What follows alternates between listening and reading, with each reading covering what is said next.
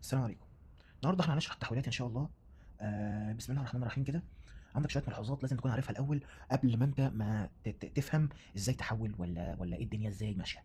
تمام. انا هرص لك دلوقتي قدامك نظام التحويلات كلها باسامي التحويلات كلها بارقام التحويلات كلها. عندك اول حاجه هيكسا ديسيمال، واعذروني لو انا كتبتها مش مظبوط. تمام. الهيكسا ديسيمال ده ايه نظامه؟ الهيكسا ديسيمال ده عباره عن اي رقم هنا بيتكتب، تمام، بيبقى اس 16. زي الفل زي الفل. خلصنا من اول حاجه. عندك الديسيمال بقى. عندك الايه الديسيمال. الديسيمال ده بيبقى عباره عن ايه ولا شكله بيبقى عامل ازاي؟ الديسيمال بيبقى اس 10. وركزوا في الاسس دي لان ساعات بيجيبها لك في الامتحان بالشكل ده ومش بيقول لك النظام ده نوعه ايه ولا اسمه ايه ولا شكله حتى ايه. تمام. لغايه دلوقتي كده تمام. ندخل على بعديها. من الديسيمال ننتقل لحاجه اسمها اوكتال. تمام. عندك الاوكتال ده عباره عن اس كام بقى؟ الاوكتال اس 8. تمام كده. تمام كده. بعد الاوكتال وده اللي كل التحويلات بتمشي عليه، اللي هو اسمه باينري. وهفهمك يعني ايه كل التحويلات بتمشي عليه دلوقتي. اتنقلنا الباينري. تمام.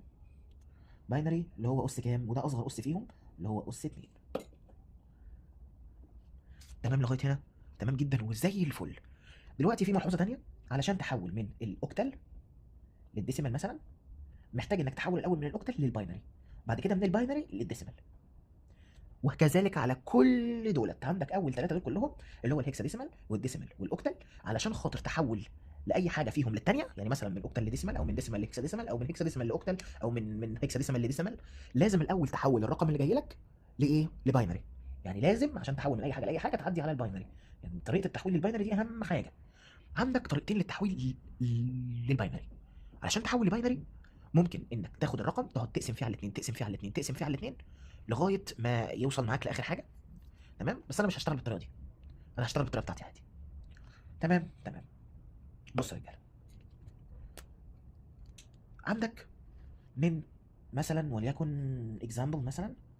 تمام. الاكزامبل ده بيقول لك ايه؟ بيقول لك مثلا 33 10 عايز يحولها لثنائي. قلنا يعني ايه 10؟ يعني ايه 10؟ ال10 ده يعني ديسيمال، اهو ديسيمال يعني 10. تمام. بسم الله الرحمن الرحيم كده. عشان تحول من ديسيمال لباينري، والثنائي طبعا باينري اصغر حاجه فيهم. علشان تحول من ديسيمال لباينري بتعمل ايه؟ بكل بساطه بتمسك الرقم اللي هنا ده تقسمه على 2. 33 على 2 بيطلع معاك كام؟ نعملها على 33 على 2 فيها ال 16 ونص. 16 ونص معلش. طالما طلعت معاك فيها كسر يبقى بتحط واحد. بتاخد الرقم ده اللي هو 16 الرقم الصحيح بتقسمه على 2 تاني. تمام. هيبقى 16 على الاثنين فيها 8. هيبقى فيها 8.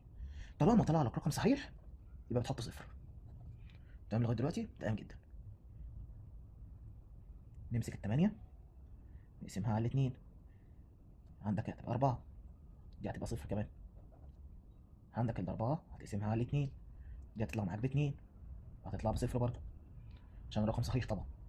عندك الاثنين بتقسمها على الاثنين هيطلع بواحد، يعني بصفر برضه.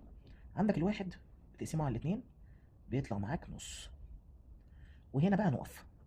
خلاص طالما وصل معاك لرقم اللي هو رقم يعني كسر، خلاص مفيش اي ارقام صحيحه، خلاص انت كده بتقف. نص هتحط طبعا واحد. علشان بقى دوت بتكتبه ازاي؟ بتكتبه من تحت لفوق.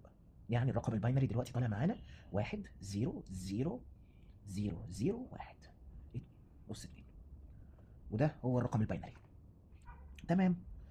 وليكن مثلا عايزين نجرب مثلا ايه تاني يتحول لباينري. يعني مثلا من ثواني اما اشوف لكم كده مساله عندك هنا اهو. مثلا من هيكساديسيمال لباينري. عندك هنا من هيكساديسيمال. عندك هنا اكزامبل جايب لك الرقم ده اللي هو 1 ايه اف الكل اس 16 هيساوي كام؟ 2. يعني ايه الكلام ده؟ يعني ايه الكلام ده؟ تمام. أس 16 قلنا يعني هيكساديسيمال اللي هو باختصارها هيكسا. تمام تمام. طب أس 2 يعني باينري. أنت عندك ملحوظة مهمة جدا، من أول الإيه لحد كام يا ربي؟ لحد الإف. لحد الإف ممكن تعوض بيهم في الهكساديسيمال أرقام. الإيه بتبتدي ب 10 لغاية الإف ب 15. يعني إيه بي سي دي إي.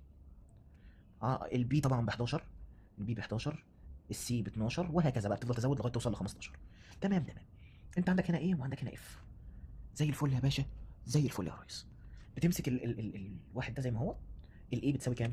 عندك الاي يعني هيبقى واحد، الاي اللي هي ب 10 يعني 1 10 بعد كده اف. 1 10 15 معلش، 1 10 15. هو ده الرقم الهكساديسيمال. تمام تمام. عايزين نحول الرقم الهكساديسيمال ده لرقم باينري. بنعملها ازاي؟ ركزوا معايا في الطريقه اللي انا هقولها لكم دي. عندك الطريقه بتاعت الهكساديسيمال دي طريقه بسيطه وسهله جدا، من هكساديسيمال لباينري. طريقه اسمها 1 2 4 8.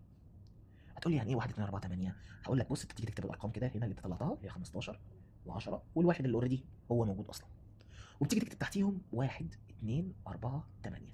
1 2 4 8. 1 2 4 8. تمام تمام. عايزك تطلع لي الارقام اللي مجموعها هنا يساوي 15، اللي هي هنا كام؟ 8 9 10 11 12 13 14 15. معنى كده ان كل الارقام اللي تحت هي مجموعها 15. تمام تمام. وال10 عندك 2 وعندك ال8 يبقى 10. والواحد الواحد مع الواحد بس كده. هتقولي طب وبعد كده هنعمل ايه؟ بعد كده يا حبيب القلب الارقام اللي طلعت اللي انت اخدتها بتنزل بواحد، والارقام اللي انت ما اخدتهاش بتنزل معاك بصفر. يعني الواحد زائد ده عشان ما خدناهوش فبالتالي صفر، الاثنين اخدناها فواحد، الاربعه ما اخدناهاش فصفر، الثمانيه اخدناها فواحد. الواحد اخدناه فواحد، الاثنين ما اخدناش فصفر، الاربعه ما اخدناش فصفر، الثمانيه ما اخدناش فصفر. بالتالي يا باشا طالما في صفار كتير في الاخر كده ما بناخدهاش. تمام. وبناخد لغايه الواحد ده بس، وهو ده الرقم الباينري. تمام يا جماعه. كده دي طريقه التحويل من هيكساديسيمال لباينري. تمام تمام. عندنا احنا كده خلصنا هيكساديسيمال وخلصنا ديسيمال، فاضل لنا الاوكتال. ازاي نحول من اوكتال لباينري؟ مثلا عندك رقم هنا اوكتال وليكن مثلا 703 اس 8 هيبقى كام؟ اس 2. اس 8 قلنا اللي هي اسمها ايه؟ اللي اسمها اوكتال. طب اس 2 باينري. الله ينور. اس 8 اوكتال واس 2 باينري. زي الفل، زي الفل يا باشا. تعالى لي كده بقى، عايزك تحول الرقم ده اوكتال اللي هو 703 تمام اوكتال لباينري. هتعمل ايه؟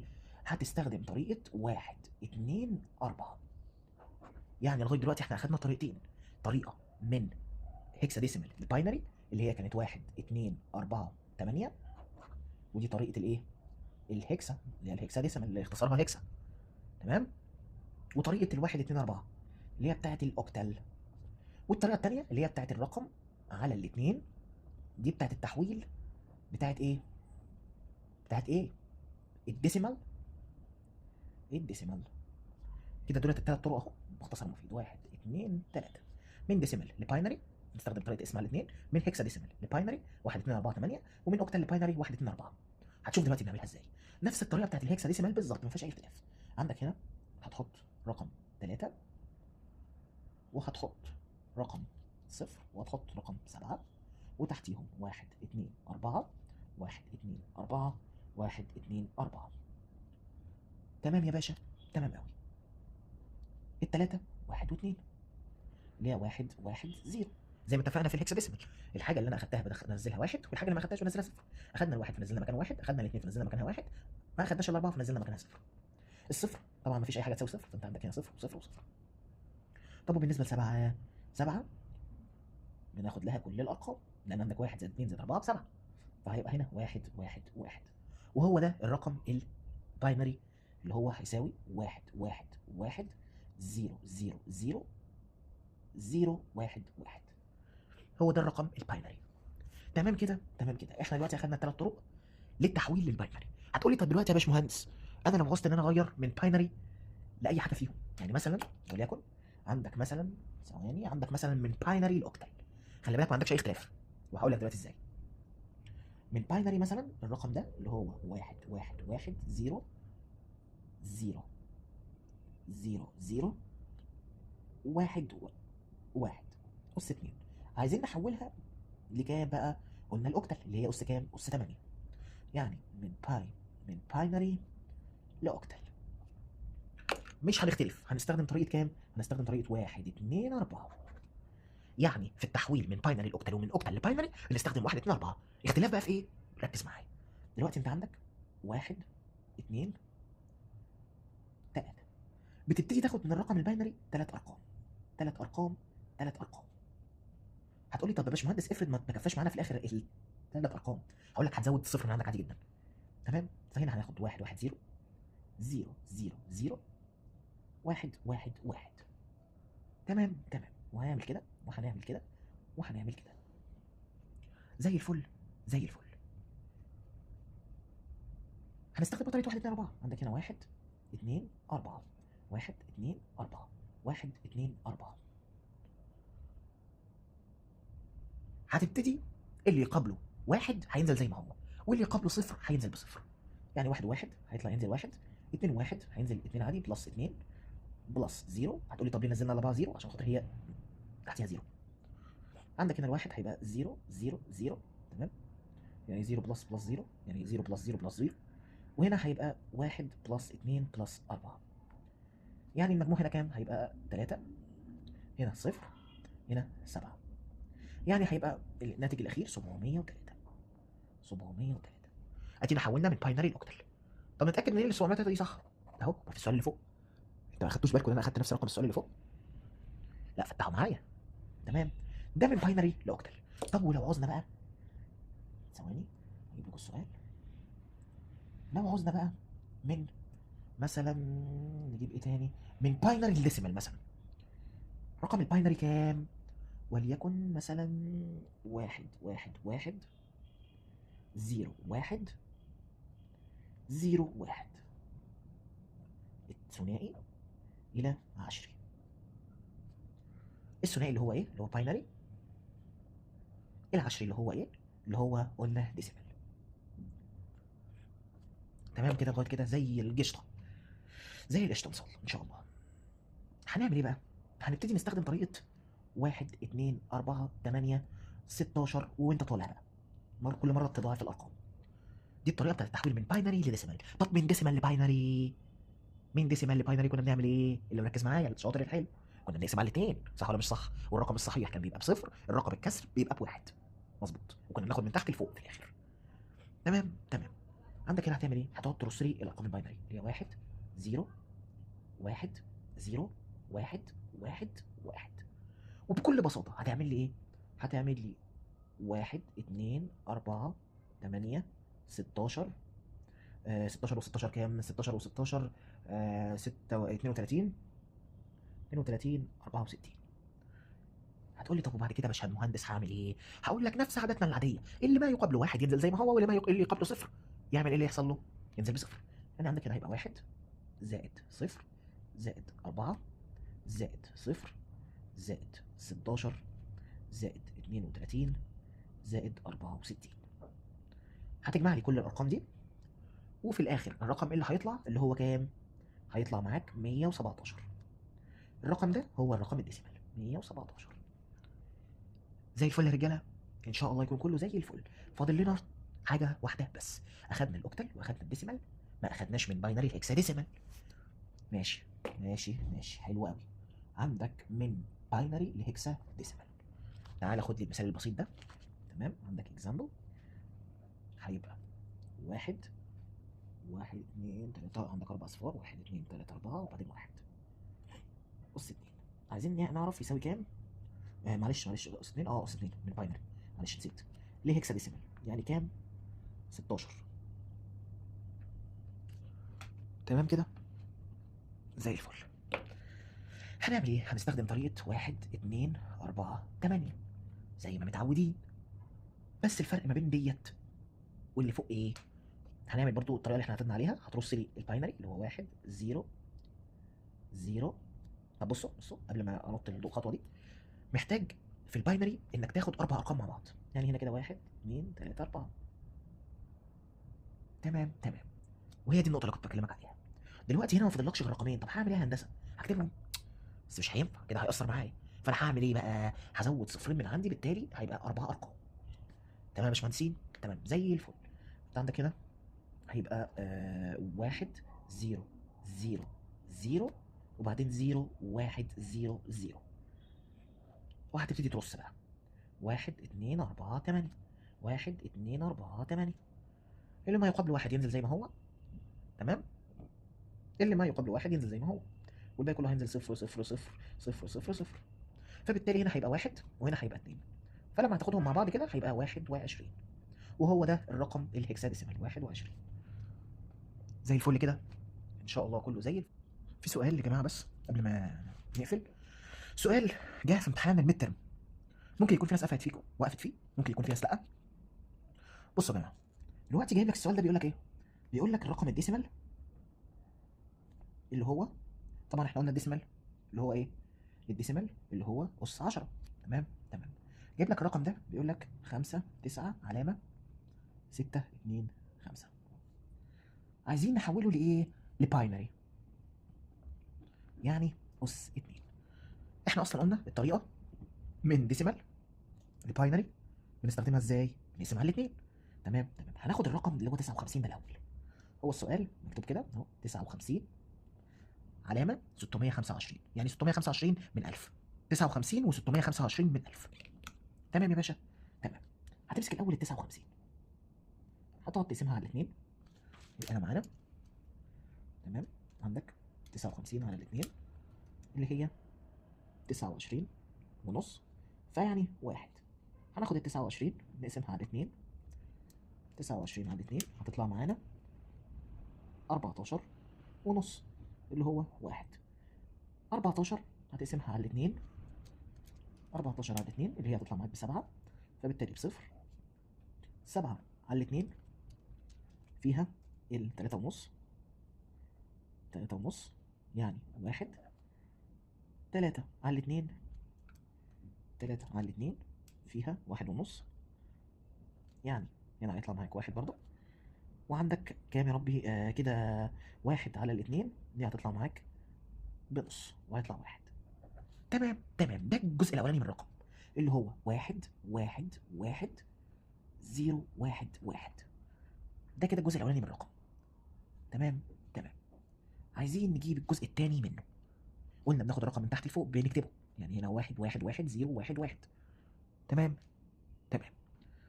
عايزين نكتب الجزء الثاني من الرقم اللي هو بيبقى عباره عن كسر 625 من 1000.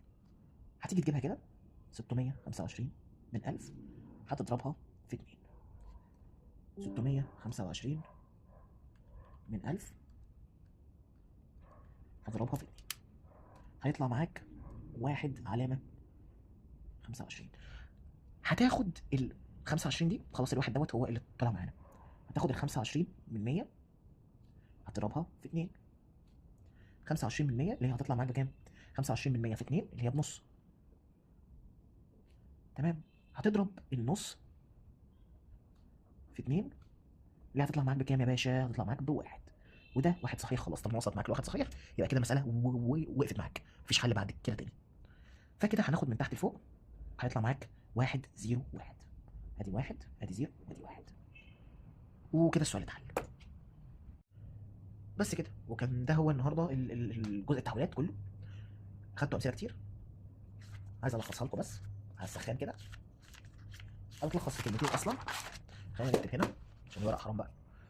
بص، عندك من احنا عندنا كام ثواني كده، عندك من هيكسا لباينري. اللي مركز بقى معايا يجاوب. هنستخدم طريقه ايه؟ من هيكسا ديسيمال لباينري. قلنا 1 2 4 8. طيب لو من باينري للهيكسا ديسيمال هنستخدم ايه؟ برضه 1 2 4 8. وهناخد ناخد 4 أرقام، ودي أهم نقطة أصلا في الحل. تمام، أول نقطة خلصناها. عندك من هيكساديسيمال لباينري، تمام. عندك من ديسيمال لباينري بقى. من ديسيمال لباينري قلنا هنستخدم طريقة الايه؟ من ديسيمال لباينري قلنا هنستخدم طريقة القسمة على الاتنين. الله ينور عليك. واكتب بقى الملحوظة دي عندك عشان انا ما اضيعش وقت، ان لو الرقم طلع صحيح بتبقى بصفر، او الرقم طلع فيه كسر بيطلع بواحد. زي الفل زي الفل. طب من باينري لديسيمال، من باينري لديسيمال هنستخدم 1 2 4 8 16 والى اخره، لغايه بقى ما الارقام ما تخلص عندك بتاعت الباينري. تمام. وما يقابله 1 ينزل نفس الرقم، وما يقابله 0 ينزل بصفر. زي الفل يا باشا، زي الفل. كده خلصنا من ديسيمال لباينري، يعني خلصنا ديسيمال وخلصنا الهكساديسيمال، فاضل لك الاوكتال. من اوكتال لباينري، عندك من اوكتال لباينري هتستخدم طريقه 1 2 4. تمام، هنستخدم طريقه ايه؟ 1 2 4 من اوكتال لباينري. وعرفنا ازاي في الشرح، يعني لو مش فاكرين ارجعوا. احنا كنا بنكتب الارقام ومجموعهم، والارقام اللي احنا بناخدها بننزل مكانها بواحد، والارقام اللي مش بناخدها بننزل مكانها بصفر. طيب من باينري لاوكتال، طب من باينري لاوكتال بقى، من باينري لاوكتال عندك برضو بنفس الطريقه، اللي هي طريقه ايه؟ 1 2 4. طريقه 1 2 4 اللي كنا بنعمل فيها ايه؟ كنا بنحط الرقم الباينري وبناخد 3 ارقام. فرق لي بقى ما بين الاوكتال والهكساديسيمال. فين الهكساديسيمال؟ الهكساديسيمال بناخد فيه 4 ارقام، لكن الاوكتال ناخد فيه 3 ارقام. ان شاء الله تكونوا فهمتوا. محاضره بسيطه وسهله،